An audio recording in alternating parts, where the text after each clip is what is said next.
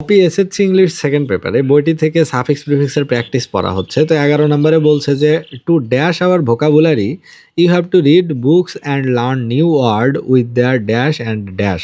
তাহলে to enrich your vocabulary you have to read books and learn new word with their, এখানে আছে mean, এটা হবে meaning and patterns of using US ING. অর্থাৎ নতুন নতুন শব্দ আমাদের যেমন শিখতে হবে, সেগুলোর ব্যবহার কেমন হয় এগুলো সম্পর্কে আমাদের ধারণা রাখতে হবে।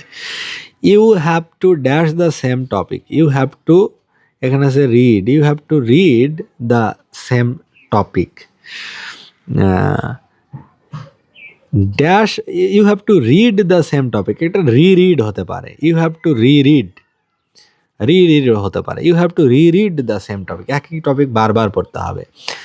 Dash reading will help you, তাহলে repeated reading will help you dash them clearly, এই স্ট্যান্ডের আগে একটা আন্ডার লাগাতে হবে, তাহলে আন্ডারস্ট্যান্ড দেম ক্লিয়ারলি, এগুলোকে ভালোভাবে বুঝতে বারবার পড়ার প্রয়োজন রয়েছে। And use them in dash life situations, এখানে আছে ভেরি, এটা হবে এভরি লাইফ সিচুয়েশন, এবং জীবনের প্রতি স্তরে এটা আমাদেরকে হেল্প করবে। Remember language learning is a dash process, এখানে আছে কন্টিনিউ, এটা হবে কন্টিনিউয়াস প্রসেস, এটি একটি continuous process. And your dash will come today tomorrow, and your, এখানে আছে প্রফিসিয়েন্ট, এটা হবে and your proficiency will come today or tomorrow, এবং তোমার যে দক্ষতা সেটি আজ হোক বা কাল হোক এটি নিজের ভিতরে এটা পরিলক্ষিত হবেই।